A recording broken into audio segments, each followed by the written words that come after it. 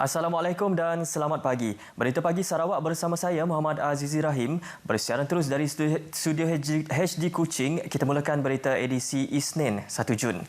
Rakyat Sarawak harus berbangga dengan keharmonian dan kedamaian yang dinikmati hari ini hasil daripada sikap toleransi dan semangat saling mempercayai dalam kalangan rakyat yang terdiri daripada pelbagai suku kaum, budaya dan agama. Yang di-Pertuan Negeri Tun Pehen Sri Abdul Taib Mahmud berkata, ini kerana keunikan tersebut merupakan kekuatan Sarawak yang menjadi tunjang kepada perpaduan dan kestabilan politik di negeri ini dan ia perlu terus dipelihara. Justru beliau berharap semangat sedemikian akan terus kekal teguh dengan acuannya tersendiri. Tun Pehen Sri Abdul Taib Mahmud menyatakan demikian dalam Perutusan Gawai Dayak 2020.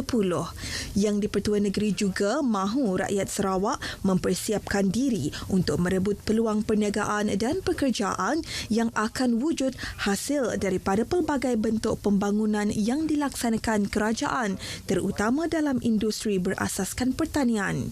Beliau bagaimanapun mengakui ia memerlukan pengetahuan dan kemahiran tertentu yang menuntut rakyat khususnya generasi baharu mendapatkan latihan yang relevan dalam usaha mempersiapkan diri untuk merebut peluang tersebut. Tun Pehen Sri Taib menambah walaupun sambutan Gawai Dayak tahun ini diraikan dalam suasana berbeza kesan daripada pandemik COVID-19, namun beliau percaya keadaan tersebut masih boleh menimbulkan kesedaran dalam kalangan rakyat khususnya masyarakat Dayak bahawa masa hadapan anak Sarawak adalah terikat bersama tanpa mengira bangsa, keturunan dan agama dalam usaha membawa bumi kenyalang ke arah kemajuan dan kemakmuran yang lebih adil dan saksama. Selamat bergawai dan selamat berusaha dan dapat maju untuk menggunakan peluang-peluang daripada pertukaran perniagaan dan pertukaran cara kita memajukan tanah kita. Selamat.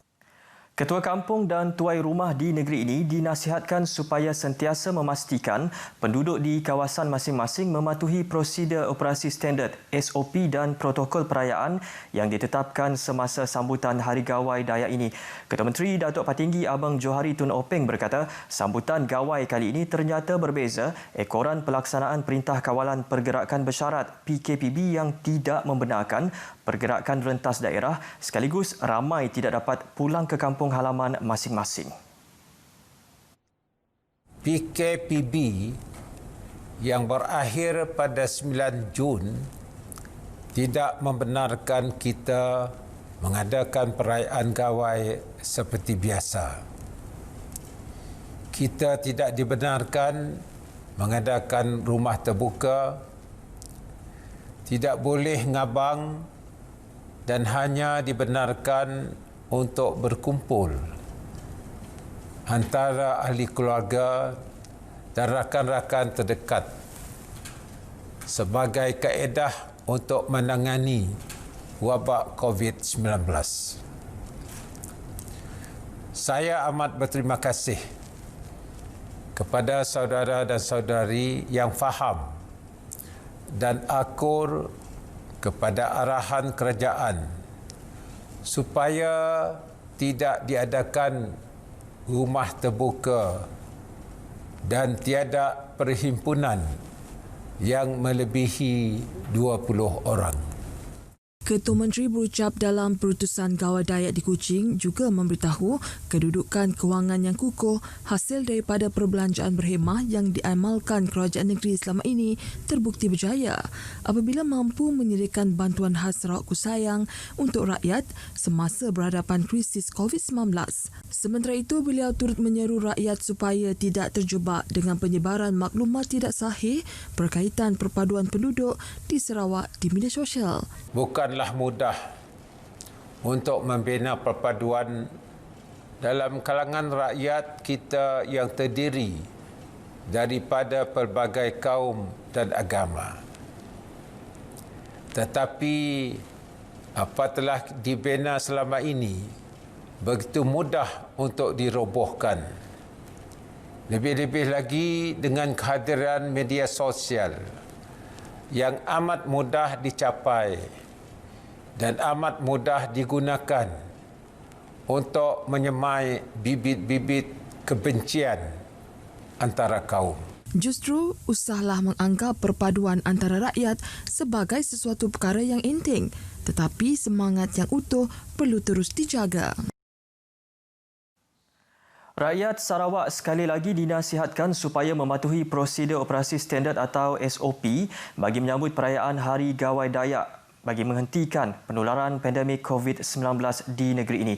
Timbalan Ketua Menteri selaku pengerusi Jawatankuasa Pengurusan Bencana Sarawak, Dato' Amar Douglas Uga Embas berkata pihaknya telah menggariskan beberapa SOP tersebut bagi menangani kemungkinan berlakunya lonjakan kes COVID-19 dalam tempoh pasca perayaan.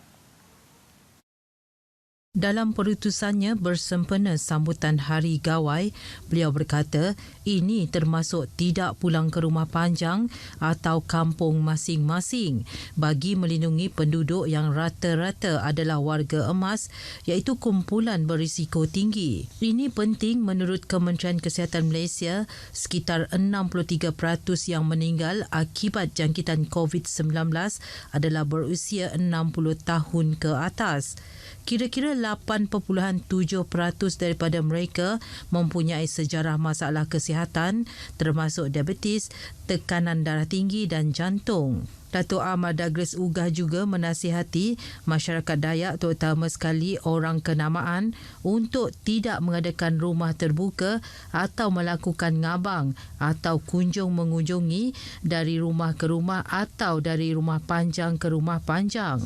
Justru Dato' Amar Douglas berharap semua pemimpin masyarakat termasuk Temenggung dan tuai rumah di kampung serta rumah panjang menjadi barisan hadapan dalam memastikan penduduk-penduduk setempat mematuhi SOP berkenaan.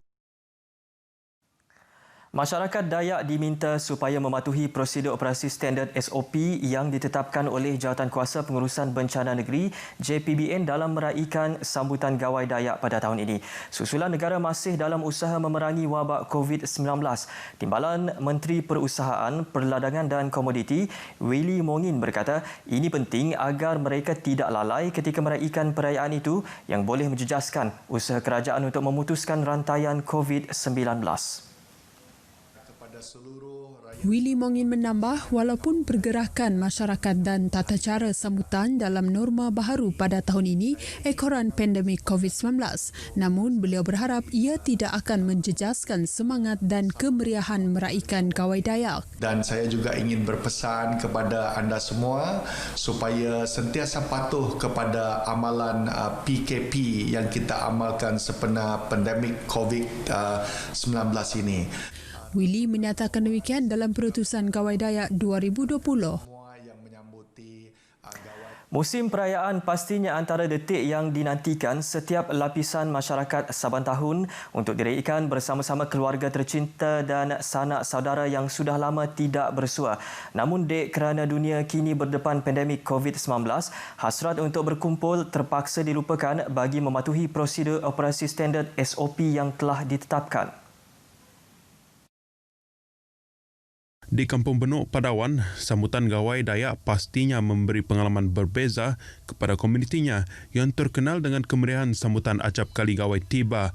Antaranya, aktiviti gotong royong selain mengadakan aktiviti kebudayaan. Menurut Ketua Kaum Kampung Benuk, Miso Nangi, Jawatankuasa Kemajuan Keselamatan Kampung JKKK telah mengambil beberapa langkah awal bagi memastikan penduduk kampung mematuhi larangan semasa sambutan Hari Gawai Dayak. Pada tahun ini, tidak ada langsung aktiviti yang boleh kami buat sebab pihak kampung telah mematuhi arahan daripada perintah Majlis Keselamatan Negara ataupun Jawatan Kuasa Bencana Negeri Sarawak. Sementara itu, di Pekanbaru menyaksikan sambutan Gawai juga tidak semeriah seperti tahun sebelumnya, terutama kepada golongan peniaga. Kalau di sebelum ini masa tidak ada COVID-19 tempoh hari memang banyak sampai masa tu kami bawa pergi ke Satop, ke Kubah Medan Niaga Satop